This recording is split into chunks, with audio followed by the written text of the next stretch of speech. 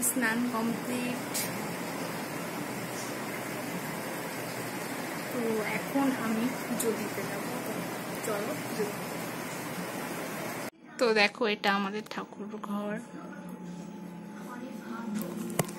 এটা হচ্ছে গোপাল।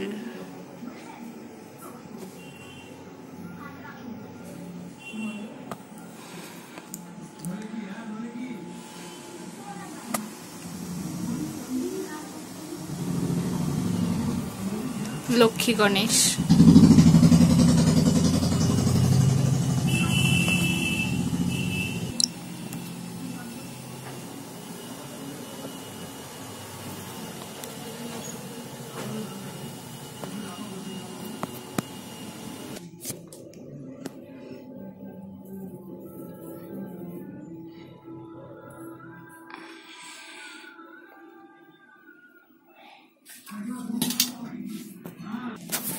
তো দেখো গোপালকে জামা ঠামা খুলিয়ে দিয়ে ফেলেছি।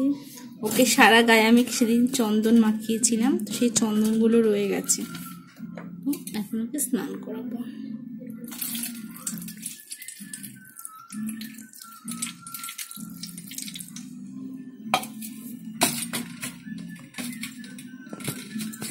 চন্দনগুলো ডলে ডলে তুলে দিচ্ছি।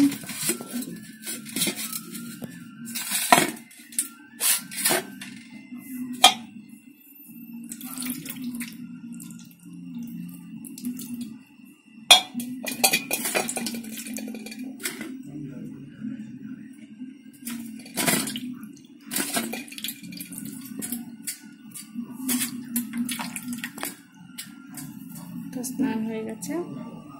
তো দেখো এটা আমাদের ঠাকুর ঘর, এটা হচ্ছে গোপাল।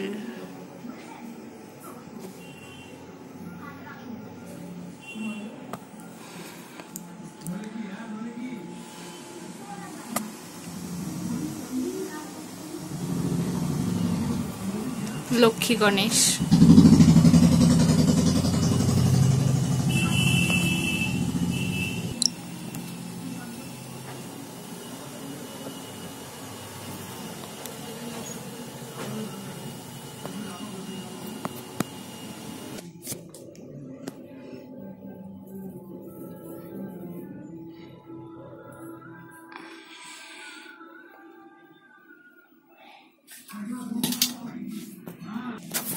তো দেখো গোপালকে জামা ঠামা খুলিয়ে দিয়ে ফেলেছি।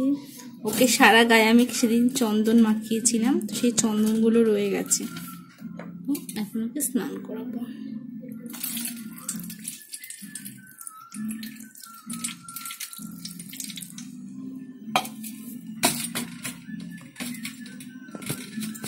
চন্দনগুলো ডলে ডলে তুলে দিচ্ছি।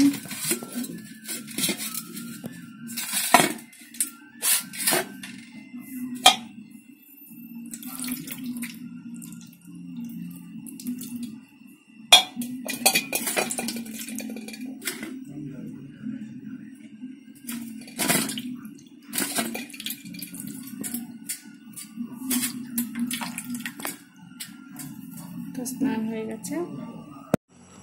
তো দেখো গোপালকে সাজিয়ে দিয়েছি। এই আজকে গোপালকে সুতির একটা লাল রঙের জামা পরিয়েছি। আজকে অনেক গরম।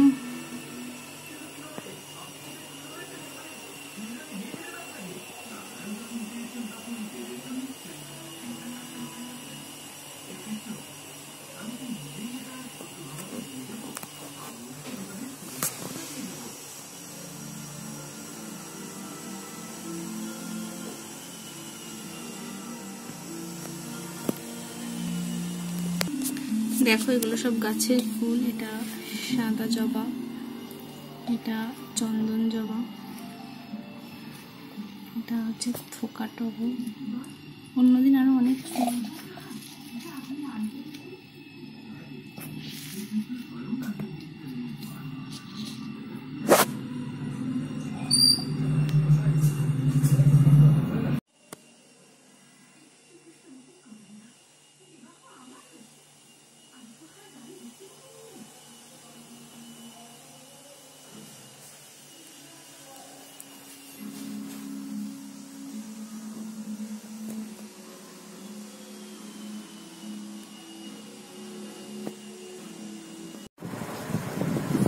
আমি স্নান করে পুজোটা দিয়ে আসলাম এখন।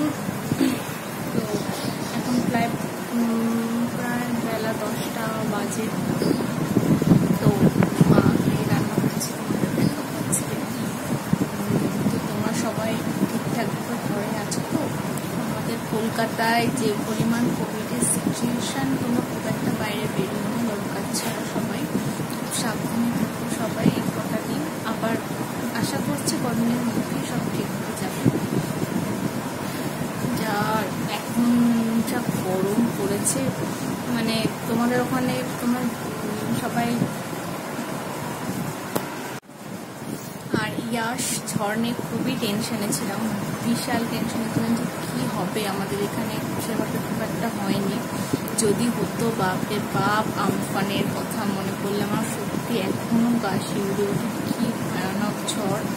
তো ইয়াশও ওরকম একটা ঝড় ছিল, তো এখানে হয়নি। তো যেখানে হয়েছে তোমরা দেখতে পেয়েছো, মানে কি বলবো, প্রচুর মানুষের প্রচুর ক্ষয়ক্ষতি হয়ে গেছে, এত পরিমাণ ক্ষতি হয়ে গেছে মানে বলার বাইরে। তো ওই কদিন বৃষ্টির জন্য ওয়েদারটা খুব একটা ভালো না, বৃষ্টি করছে কিন্তু গরমটা নেই, এটা একদিকে ভালো। তো এখন আবার মানে এখন রোদ উঠছে, আবার প্রচুর গরম পড়ছে, প্রচুর গরম পড়ছে ধীরে ধীরে। তো চলো দেখো রান্না করে যাই, মাকে রান্না করছি। তো দেখি মা কি রান্না করেছে। তো এটা হচ্ছে কই মাছ, পুরো একদম জ্যান্ত কই। তো 3টে রান্না করছে, 3জনে দুপুরে 3টে খাবো। আর হচ্ছে গিয়ে মাংস রান্না করব, সেই মাংসটাকে আমি ম্যারিনেট করে রেখে দিয়েছি। তো মাছটা মা রান্না করবে, মাংসটা আমি রান্না করব। তো দেখো মাছটা ফুটছে, মাছটা একটু ঝোলটা মানে ইয়ে হয়ে যাক, একটু মাখা মাখা হলে তো মাছটা নামিয়ে নেবো। এদিকে ভাত বসিয়ে দিয়েছে মা। তো দেখো বাইরে ভালোই রোদ আছে মোটামুটি, তো রান্না হচ্ছে। তো মাছ রান্না শেষ হয়ে গেছে, এবার আমি মাংসটা রান্না করছি। তো মাও একটু হেল্প করছে, যেহেতু আমি ক্যামেরাটা ধরে আছি ওই জন্য। তো তেলের মধ্যে একটু হলুদ দিয়ে দিয়েছি, নুন না, একটু শুধু হলুদ দিয়েছি, দিয়ে পেঁয়াজটাকে ভাজবো। নুন দিলে পেঁয়াজটা ঠিক ভাজা হয় না ভালো করে। তো আমি চিকেন কারি রান্না করব একটু। আমি মানে আজকে একদম অল্প করে চিকেন রান্না করছি, মানে প্রচুর ঝাল দিয়ে। আমার খুব ঝাল ঝাল খেতে ইচ্ছা করছে, তো সেই জন্য খুব ঝাল দিয়েছি। তো পেঁয়াজটাকে একটু সুন্দর করে বাদামি বাদামি করে ভাজবো। এটা ভাজা হোক, তারপরে মশলাটা দেবো। আর মাংসে আমি নুন হলুদ আর একটু লঙ্কার গুঁড়ো দিয়ে আর তেল দিয়ে মাখিয়ে রেখে দিয়েছি 1 ঘন্টা। তো ওটা ম্যারিনেট হচ্ছে, মস্ত হোক। তো এখানে পেঁয়াজটা ভালো করে লাল লাল করে ভাজতে হবে, পেঁয়াজটা ভাজা হতে থাক। তো দেখো পেঁয়াজটা ভাজা হয়ে গেছে, আর একটু মনে হয় ভাজা হবে, আর একটু ভালো করে একটু ভাজা হোক। পেঁয়াজটা সুন্দর করে ভাজতে হবে, একটু লাল লাল করে। ভাজা হয়ে গেছে মোটামুটি, এবার মশলাটা দিয়ে দিচ্ছি আমি। এটা টমেটো, শুকনো লঙ্কা, কাঁচা লঙ্কা আর হচ্ছে জিরের গুঁড়ো দেওয়া আছে। তো পেস্টটা আমি দিয়ে দিলাম, একদম আমি ডিরেক্ট মাংসের সাথে দিইনি, এটা একটুখানি আমি ভেজে নিই, যাতে এই রসুন আদা রসুন একটা র স্মেল থাকে ওটা চলে যায়। তো একটু মশলাটা আমি ভেজে নেব, তারপর মাংসটা দেবো। তো মশলাটা আমি একটু ভালো করে ভাজবো, কিছুটা ভাজা হোক, তারপর মাংস আমি অ্যাড করবো এটার সাথে। মশলাটা একটু ভালো করে হতে থাকুক। আজকে মশলাটা দেখিয়ে বোঝা যাচ্ছে এবং কত কত লঙ্কা দিয়েছি, প্রচুর লঙ্কা দিয়েছি আজকে মাংসে আমি। তো এতে আর একটু তেল অ্যাড করতে হবে, তো তেল অ্যাড করে দিচ্ছি মাংসে।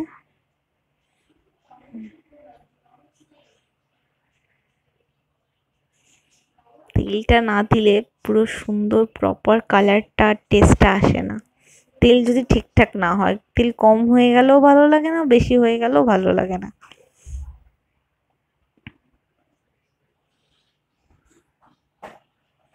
তো মশলাটা ভাজা ভাজা হোক।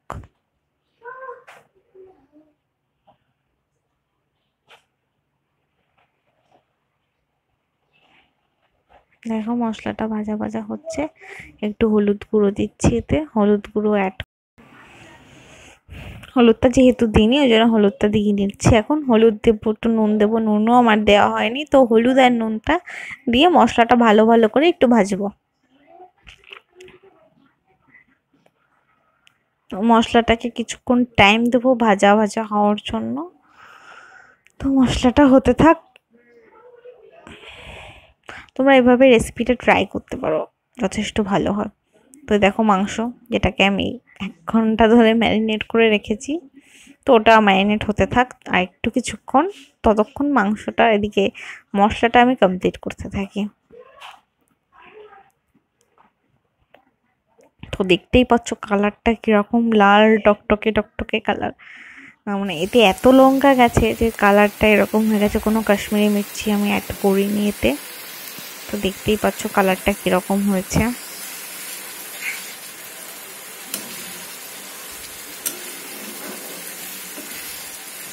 আর একটু ভাজা ভাজা হবে মশলাটা, আর একটু হবে, এখনো পুরোপুরি হয়নি, বেশি একটু টাইম লাগে হতে, টাইম দিতে হবে।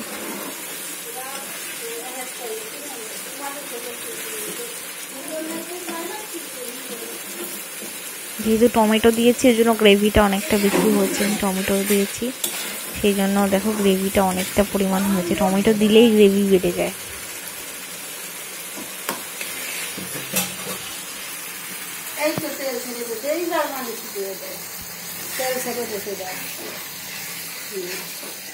ও এখনো পুরোপুরি হয়নি, এবার হয়ে গেছে, এবার মাংসটা আমি দিতে পারি। তো এবার মাংসটা দিয়ে আমি ভালো করে মিক্স করে নিচ্ছি, নিয়ে এবার মাংসটা ভালো করে কষানো হোক। মাংস দেওয়ার আগে মশলাটা একটু এরকম ভাবে ভাজা ভাজা করে নিলে আদা রসুনের ওই র স্মেলটা থাকে না।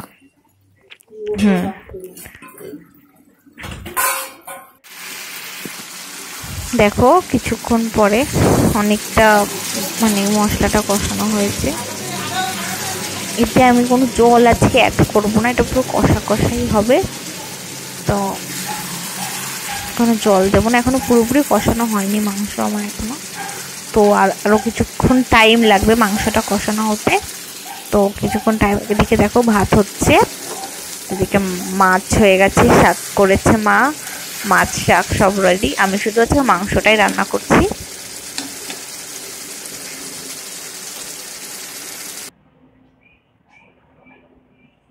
দেখো মাংসটা কত সুন্দর কালার হয়ে গেছে, মশলাটা অনেকটা কমে গেছে, বেশ ভালোভাবে ওদিকে তেল ছেড়ে দিয়েছে মাংসের দিয়ে, তাহলে বোঝা যাচ্ছে যে মাংসটা কষানো হয়ে গেছে।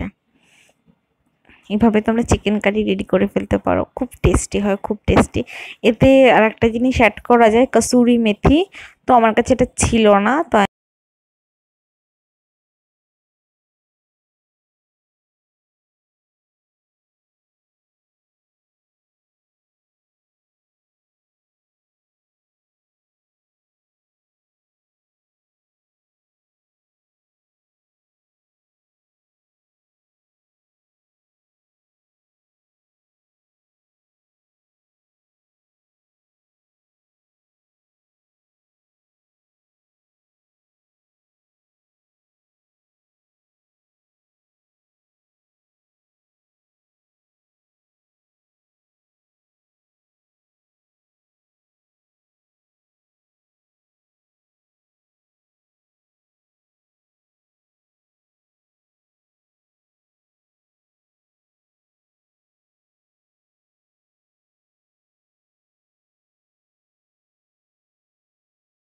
দেখতেই পাচ্ছ পুরোপুরি কমপ্লিট হয়ে গেছে।